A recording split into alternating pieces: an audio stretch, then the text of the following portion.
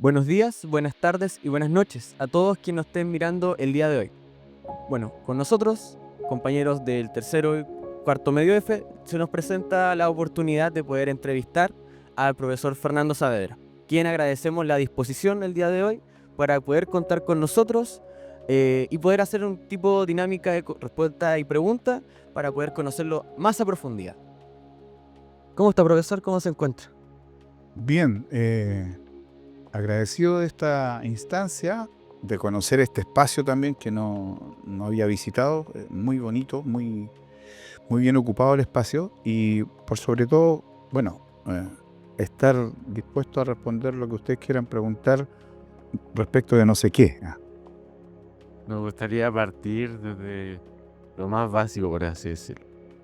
Conocer un poco más de su persona, quién es y su trayectoria. Ya, primero con orgullo digo que soy exalumno, yo estudié la enseñanza media acá, en la letra E, aunque me odian las otras letras. No desconozco para nada mi formación de enseñanza básica en la escuela D484 Villa Independencia, ex número 3 de Navisura en Talcahuano, me sé el rezo completo. Fue ahí donde empezó el tema de la música, el gusto por la música. Después cuando entré acá al colegio, bueno, tuve la oportunidad de estar en el coro y de hacer algunas apariciones por ahí, cuando antes se hacían los festivales de la voz, no de la canción, de la voz. El colegio tuvo por muchos años un festival que congregaba a varios colegios, eh, Enrique Molina, Inmaculada, Sagrado Corazón, muchos colegios, en donde enviaban sus representantes. Y además esto tenía un broche de oro que era traer a un artista famoso. Eh, los últimos que vinieron fue Yapo, vino, a lo mejor ustedes no los ubican, pero Eduardo Gatti en ese tiempo, Álvaro Scaramelli. En tiempos difíciles el colegio apostó también por traer grupos un tanto cuestionados para la época. Y era muy conocido y muy importante el Festival de la Voz del colegio. ¿Ya? Participé 2 años. El primer año no salí ni por si acaso dentro de la competencia, pero el segundo, no sé si porque estaba en cuarto medio, me dieron el primer lugar. Cantando ahí una canción de Silvio Rodríguez, que es uno de mis referentes en la guitarra, junto con Eduardo Gatti y Alberto Plaza, aunque hoy día es cuestionado también. ¿Qué más? Entré a la U. Yo tenía claro en octavo básico que quería ser profesor de música por influencia, por culpa, digo yo, de mis profesores, por una buena culpa, por una buena influencia. Pero no quedé el primer año. Estudié un año de traducción en francés, del cual no me arrepiento para nada. Y al año siguiente entro a estudiar la carrera. Me fue súper bien. Siempre lo digo, lo nombro, pero no lo digo por orgullo, porque no me sirvió para nada. Fui premio Universidad de Concepción, mejor alumno de la promoción. Como digo, entré a estudiar música, se me hizo relativamente fácil, porque era lo que me gustaba. No hay cosa más linda que estudiar, porque uno entra con otra disposición, ¿no? Estudiar lo que a uno le gusta, aunque haya carreras perdón, asignaturas que a uno le cueste, igual uno le pone empeño. Yo hice mi práctica profesional en el Salesiano y al año siguiente tuve la suerte, el año 92, y ya llevo, lo digo, ¿no? Bueno, saquen la cuenta, pues del 92, 28 años. 92 al 25, 33. Exactamente. Pero antes de entrar más o menos a ese tema de su trayectoria como profesor, como educador salesiano, nos gustaría saber como tal cómo nació esa pasión por la música, la pasión por tan grande artista como Eduardo Gatti, como Silvio Rodríguez, cómo nació esa pasión, digamos. O sea, como lo dije, se debió a un profesor en particular de la enseñanza básica, profesor de lenguaje, de castellano, ¿ya? Que él además era recopilador, era folclorista. había un conjunto folclórico donde estaba mi hermana. Mi hermana era la que iba a aprender guitarra. A mi hermana le consiguieron la guitarra, pero yo empecé a cachar, a mirar, cuando la iba a buscar a las clases, en las clases de música del profesor, y me llamó la atención la guitarra. ¿Ya? El profe se fijó en mí, me llamó y me incorporó al grupo. Después de eso empezamos a cantar. Imagínense lo que es un profesor de 45 años cantando con un niño de 12 o de 10 años, de 12 años. Yo era la voz, todavía tenía esa voz blanca, media en tránsito, pero blanca, que imita o sea, no imita, es parecido al timbre de la mujer. Entonces hacíamos una buena dupla. Y él también me llevó a conocer, y ahí están las otras influencias, a personas que hoy día son súper importantes para mí como referentes. A la Premio Nacional de Folclore, Patricia Chavarría, que es recopiladora, que es súper reconocida en el ámbito de la música acá en Concepción. Y yo cabro chico. Y tal vez en esos momentos yo no dimensionaba a quién estaba conociendo. Y después de eso, paralelo a ello, yo participaba de mi comunidad cristiana en la iglesia San Pablo, allá en Navisur, en Talcahuano, en el coro, los días domingos. Y ahí habíamos 3 que tocábamos guitarra, y uno de esos, el hermano del entonces polola de colegio, hicimos muy buenas migas. Y con él yo aprendí también mucho repertorio. Él también me enseñó mucho en guitarra. Temas de Silvio, del Gatti, tocábamos juntos, participamos de uno que otro festival por ahí. Entonces estaba el bichito. O sea, por ahí va el tema, las bonitas influencias, los bonitos momentos iniciales que también a uno lo marcan. Y algo que aprendí de mis profes, de Panchito González, el profesor que hizo La Virgen del Patio, ¿cierto? La rigurosidad, que es algo que yo heredé de alguna manera, y la disciplina a la hora de aprender algo, de disponerse al estudio. ¿Y hay algún recuerdo, anécdota que le haya marcado a un estudiante? ¿Una enseñanza así en su persona? Sí, y de alguien que hoy día trabaja en el colegio, un exalumno que hoy día trabaja acá. Y que estuvo en el taller, perdón. Pero también puedo hablar de otros casos. Pero él estuvo en el taller en los tiempos en donde se escuchaba música en CD, en compact. Entonces, si tú no tenías un reproductor, podías escucharlo en tu computador, si es que tenías computador. Entonces, sucedió que ya llevábamos bastante tiempo escuchando un tema y ensayando un tema, pero no había avance en general. Entonces les pegué la retada, les eché la foca de cómo era posible, si alguien tenía problemas para escuchar los temas, que me pasara un CD o que me dijera, y yo le pasaba un CD para que escuchara la cuestión, ¿cómo no lo va a poder escuchar? Y esta persona, este alumno, en silencio me dice, profe, es que yo no tengo dónde. No tengo reproductor y no tengo... Y fue como un cable a tierra, así como... Porque yo pensaba que todo el mundo tenía... Porque yo tenía, porque usted tenía... Entonces, todos tenían que tener. Y eso me marcó. Me marcó en el sentido de que primero uno no debiera generalizar de que porque yo tengo, todos tienen. Segundo, ¿qué solución le daba? Se la di tarde en realidad. Y lo digo no como cachiporreo, sino que para su licenciatura yo le regalé un reproductor de CD. Claro, se iba ya, pues ya iba a quedar para él, no iba a ser para escuchar los temas. Y lo fui a dejar a su casa. Ahí. Y otro gesto que a mí incluso me emociona en estos momentos fue que él me agradeció tanto que me besó las manos. Como signo de humildad, de agradecimiento.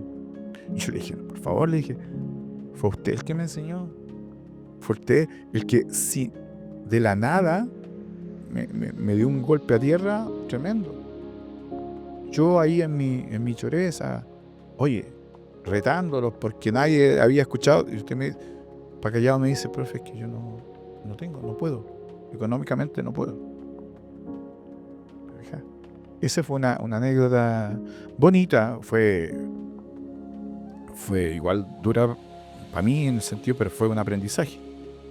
Es como importante esos momentos de donde te dejan la responsabilidad, más específico cuando haces la práctica, me imagino.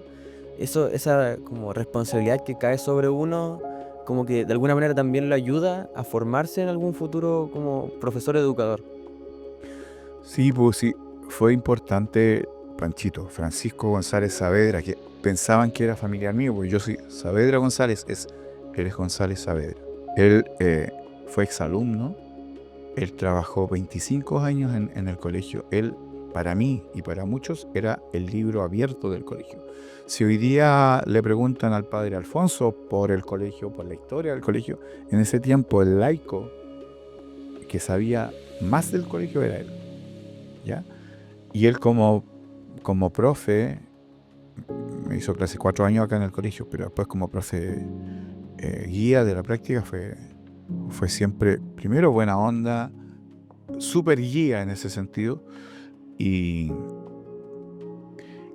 te marca también, pues, te marca el cómo tú debes ser en este caso cuando tú recibes alumnos en práctica, que ya perdí la cuenta, creo que son más de 12 alumnos en práctica que he tenido, de exalumnos en práctica y también de alumnos en práctica que no han sido exalumnos, incluso el año pasado y este año de damas, de mujeres, de profesoras en práctica, lo cual ha sido un buen desafío también. Y acerca de sus primeros años en el colegio ya como docente, ¿cómo fue su experiencia? Algo... Yo siempre trato de ser agradecido, primero de Dios y de las personas. Y en ese tiempo, cuando yo hice mi práctica, había un grupo de cámara que hacía juego de voces, tocaban flautas, guitarra y metalófono. Pero yo tenía la intención de hacer un grupo que fuera un poco más amplio, más masivo. En mi cabeza siempre estuvo la idea de no ser selectivo en cuanto a, ya, usted sabe tocar guitarra eléctrica, pero usted sabe tocar trompeta. ¿Y cómo los mezclo? Hoy día uno ve que hay más fusión, pero en ese tiempo era una banda de rock, un grupo latinoamericano o un grupo de música académica o clásica. Era el cuarteto, el violín, violín, música académica. El acordeón, ya, música folclórica. La guitarra es más universal.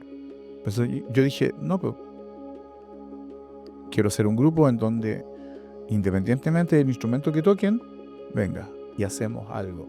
Y eso favoreció mucho la creación colectiva en un comienzo. Empezamos a tocar temas cover, le llaman ahora. ¿Ya? Pero pudo darse gracias a que yo presenté el proyecto, esa idea, y el padre director de ese entonces, el padre Carlos Ordóñez, me dijo, hágalo. Lo único que a mí me importa es que sea masivo, que no sean 4 o 5 personas. Y en ese sentido el taller, que lo creé el año 93, nunca ha disminuido de 10 personas, nunca. ¿Ya? Hemos llegado a ser 18, lo cual a veces complica, en una presentación complica porque hay que poner no sé cuántas pistas. Claro, lo que más hay es guitarra, pero nunca ha bajado de 10, por ejemplo. Y ese taller, el taller TEAM, como se le conoce, taller de instrumentos musicales, para que sepan un poco más las personas que nos ven, ¿quiénes participan? ¿Quiénes pueden ser parte de este grupo? Y en realidad también cómo esto afecta también en su día a día, como en su vida cotidiana. Originalmente estuvo pensado siempre para la enseñanza media, de primero a cuarto, independientemente de la modalidad. Pero hace un par de años nomás me amplié y no ha habido mucha difusión al respecto, de séptimo hacia arriba. Y tiene que ver un poco con aprovechar, tener más tiempo a los alumnos. Hubo un tiempo en que existió el team básica, desde quinto a octavo. Participó mi hijo en ese taller, grabamos, fuimos a un estudio de grabación, grabamos 3 temas. ¿Ya? Y de ese taller, de esos 5, mi hijo no siguió, Pero 3 pasaron al... O sea, los tuve desde quinto hasta cuarto medio en el taller de instrumentos musicales. Primero en básica y después en medio.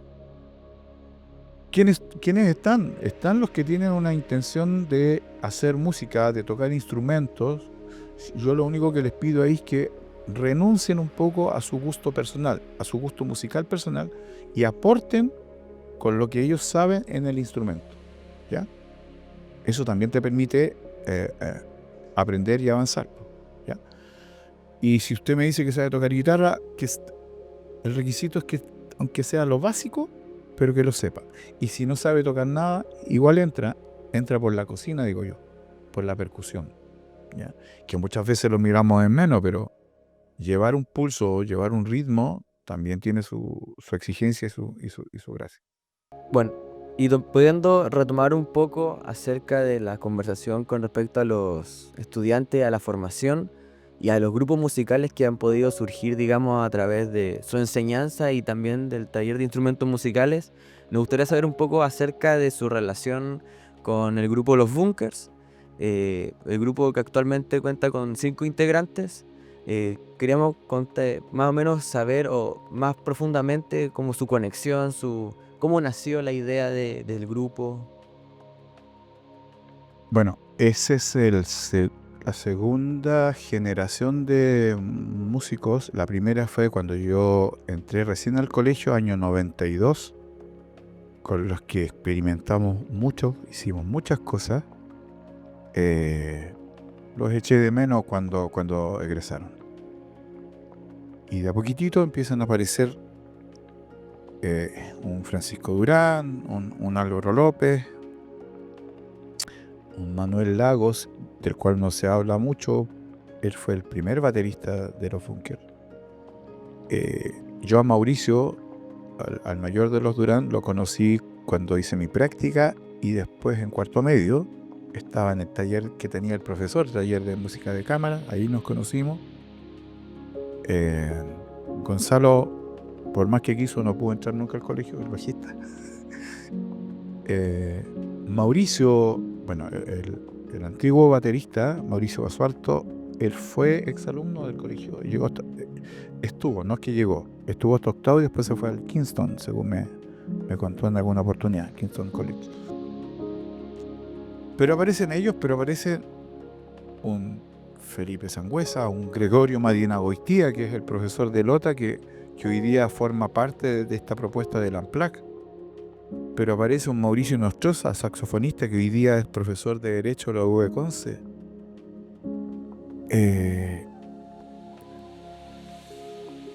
No te miento, 15 cabros. O sea, ese año fueron 4 años. Fueron años así como, puta, ¿de dónde salió tanto cabro talentoso? Suerte, la vida, las circunstancias, ¿ya? La historia dice que por ahí Álvaro con Francisco se conocieron en el patio. Uno le reclamó que ese acorde no, escuchó al otro y le dijo, ese acorde no es. El Álvaro le dijo al Francisco, porque el Francisco es menor y este cabro que tiene menos edad que yo me viene a enseñar. Y después, cuando ingresaron allá, se encontraron de nuevo. Pero ahí eran, bueno, vuelvo, insisto, Francisco muy talentoso y sin quitarme mérito, tampoco tirármelo, pero si no hubiera habido alguien que lo hubiese estrujado, yo creo que Francisco hubiese seguido, Francisco y otros, ¿no? Y ahí está, tocábamos cosas que en otros colegios era imposible que la pudieran tocar, y lo digo con modestia, si hay algo que a mí me urge es que si vamos a tocar un tema, si vamos a sacar un tema no original, ese tema tiene que salir lo mejor, lo más parecido posible. Y siempre ese ha sido mi desafío. Y en ese tiempo, la paila, el oído, el talento, las manos estaban para que esos chiquillos lo hicieran así, lo tocaran así. Cuando ellos se van de cuarto, esa fue la primera y única vez que yo lloré, porque entendí que difícilmente yo iba a tener la suerte de haber tenido 12 cabros, pero... Y lo entretenido es que eran de instrumentos distintos. O sea, había, qué sé yo, 4 guitarras secos, ¿ya? Pero había una flauta traversa, había un saxofón, a ver, otro que tocaba instrumentos latinoamericanos secos. Y cuando digo seco, profe, ¿usted qué le enseñó? No, si cuando los chicos entraron, ponte tú, sabían la y mi, ¿ya? Pero conmigo aprendieron más que eso, otros tantos acordes dependiendo del repertorio, pero pulieron la minucia, el rigor, insisto en eso. Yo no es que yo a ti te haya tomado tiempo completo y yo te haya estrujado solamente a ti, ¿no? En la medida que se puede, en el tiempo que se puede. Pero la motivación daba para que tú siguieras en tu casa. Y ya pasando a un tema más reciente, por así decirlo, la interpretación que tuvo con los Bunkers hace poco, nos gustaría saber un poquito más cómo surgió. Bueno, mi relación con ellos es desde el 90 y... ¿Cuánto? Del 90 y... No, ellos entraron en el 95 hasta el 2000 por ahí. 95-96, ¿ya? Es por eso que hablo de la segunda generación. Hubo una primera generación que fue el grupo que formé. Desde ahí, y nunca se ha cortado. Una llamada de teléfono, ahora correo, WhatsApp, pero desde algo que yo leí de ellos, se los consulta. La otra vez surgió la posibilidad de haber hecho un cover de los Plops, que es de donde está Eduardo Gatti, un grupo de la década del 70, junto a otros músicos de acá. No prosperó porque ellos en ese tiempo estaban en México, había que mandar las pistas para calzarlas, íbamos a hacer una cuestión. Siempre ha habido contacto, siempre. Y siempre ha habido respeto también. Lo primero es que me invitaron al Unplugged a Santiago el año pasado, a la grabación del Unplugged, ¿ya? Ese video que está, o sea, lo que se grabó para el MTV. Bueno, ahí los fui a ver después, los saludé, les agradecí la invitación, qué sé yo.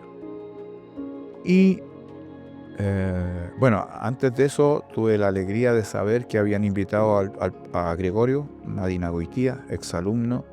Él estudió electromecánica cuando existía la especialidad de electromecánica, profesor de música de Lota. Siempre para mí fue el sexto Bunker, ¿ya? Se hizo el Unplugged.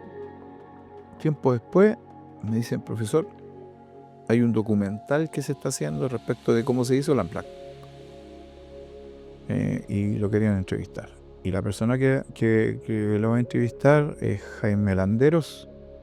Esa persona fue primero a Pinto, a la localidad de Pinto en Ñuble, donde está el luthier que le construyó el charango, el cuatro y el tiple a los chiquillos, ¿ya?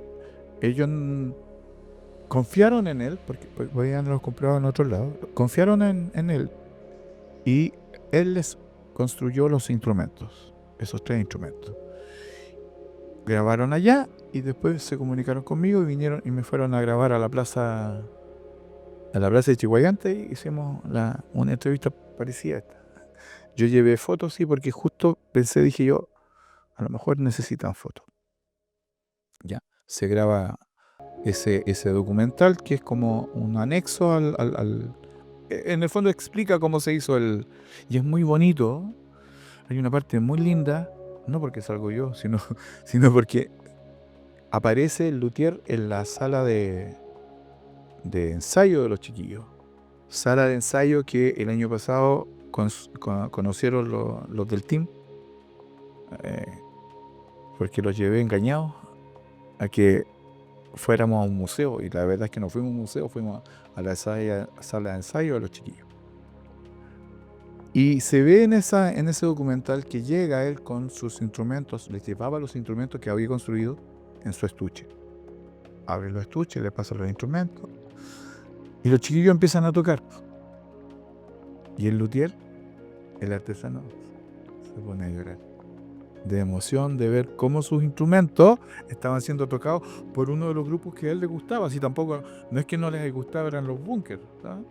Y ve ahí cómo se emociona. Esa es la parte más linda del video. Es súper humano. Es que esa es otra cosa, chiquillos. Es que yo he estado... Si hay algo que no quiero, es emocionarme para la gente, digamos. He estado rodeado de gente sencilla, de gente humilde, pero tremendamente talentosa. Tremendamente talentosa, que no olvidan de dónde vienen. He estado rodeado de esas personas. Entonces, eso hace lindo el video, eso hace lindo el documental, eso hace lindo y cercano el último trabajo, el Unplugged. Ya pasó un tiempo, 25 conciertos en el Nescafé de las Artes, fue la estadía más larga que hubo. Antes habían tocado en el Movistar, y anuncian 11 fechas acá en Concepción, en el Biobío. Yo dije, ¿pero si va a ir o no? Me decían otros. No, yo con ese teatro yo tengo una mala experiencia, y dije, no voy a ir. No me gusta la iluminación, no me gusta el exterior, que te pueden robar. Si no voy a ir. Además, por otra cosa, a menos que me inviten.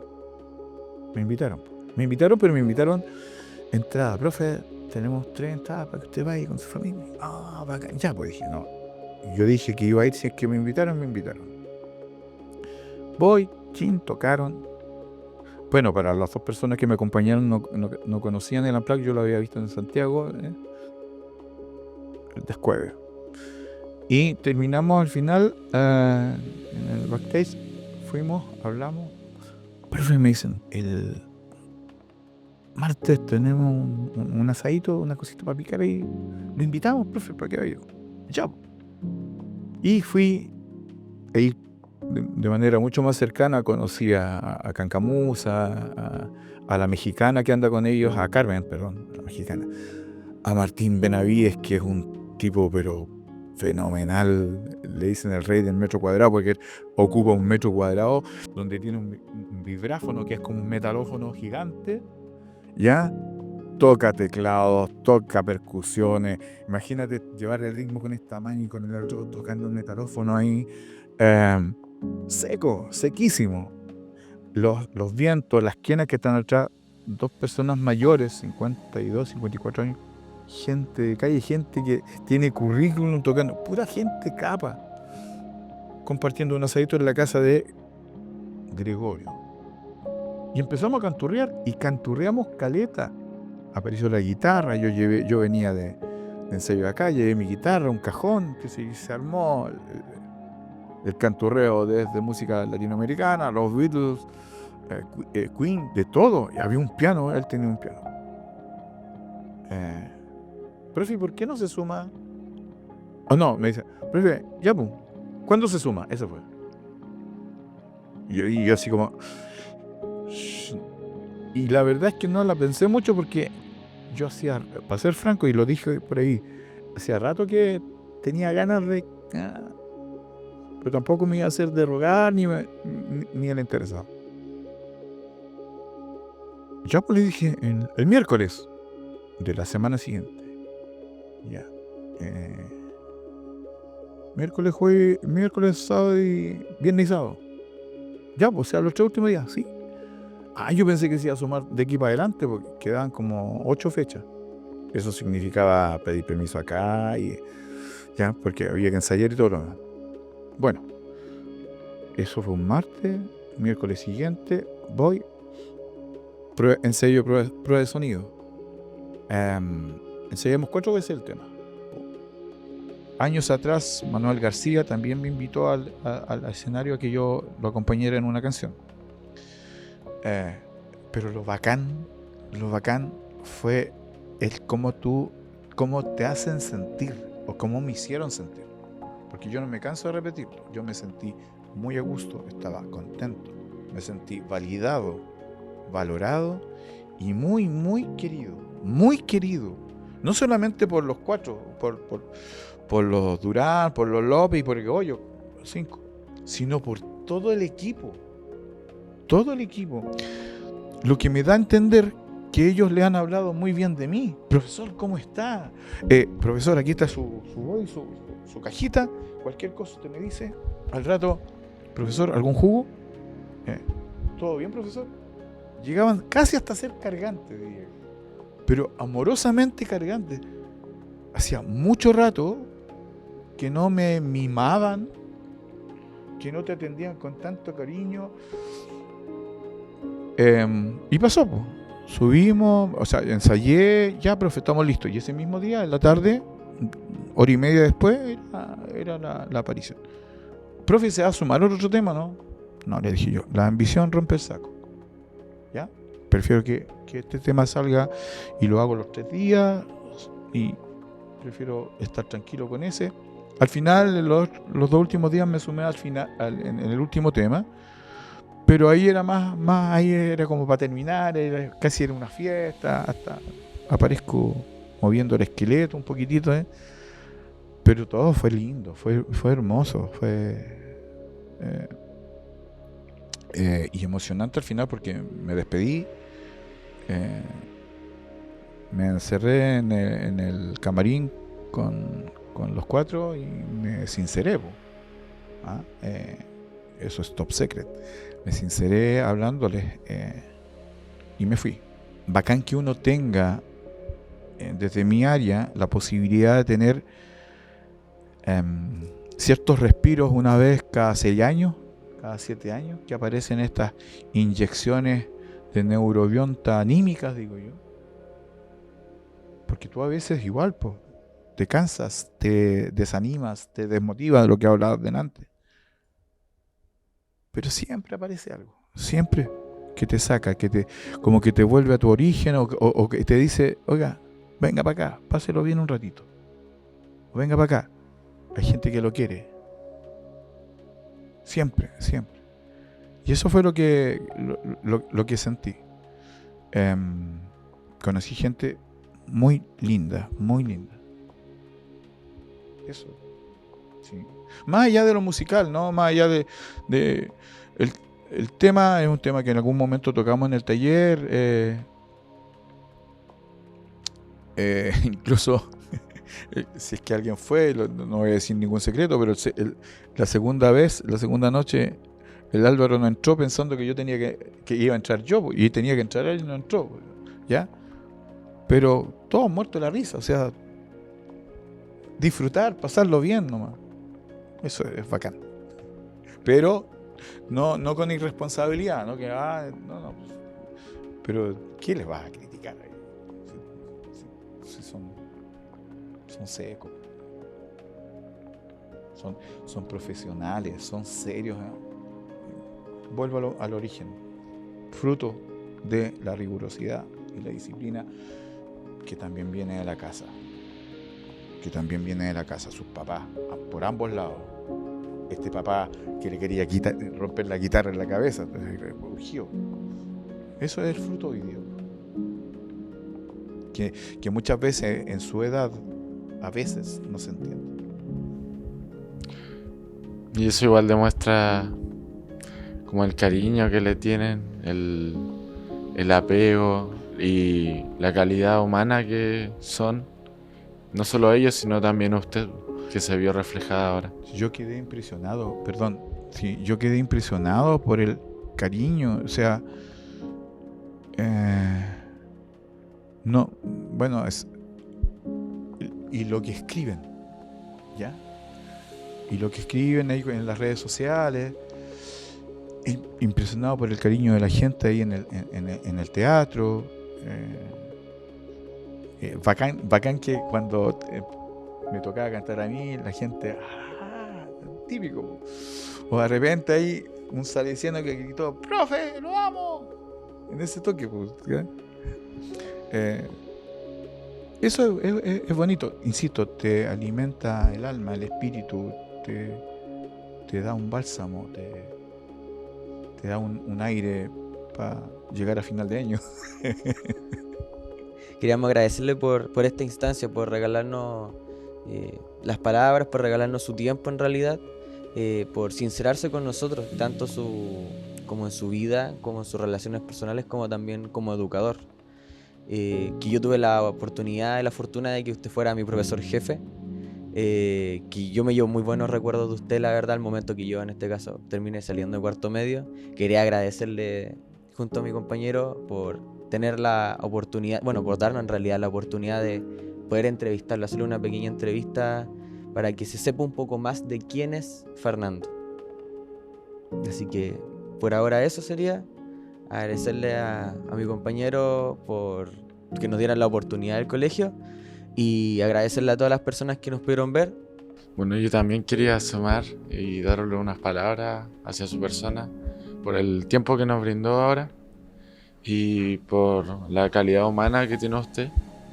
No tuve tantas clases, por así decirlo, pero el tiempo que lo conocí sí me ayudaron realmente, a pesar de que no tenía como el talento musical, como para forjar esa disciplina y salir adelante aún así en ese tiempo que me hizo clase. Y tiene toda mi admiración. Y no solamente de parte de mí, sino de varios estudiantes que se nota a lo largo del colegio. Eso sería todo. Muchas gracias.